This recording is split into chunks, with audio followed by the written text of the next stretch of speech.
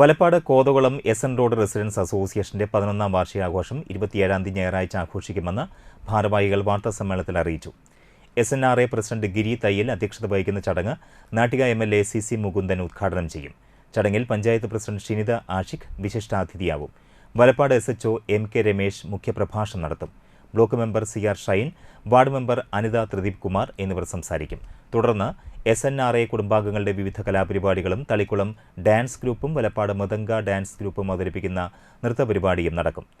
SNRA president ഗിരി തയ്യൽ, secretary P. Purushothaman, executive അംഗങ്ങളായ Majeed MM, Baburaj Kollara എന്നിവർ വാർത്താസമ്മേളനത്തിൽ സംബന്ധിച്ചു.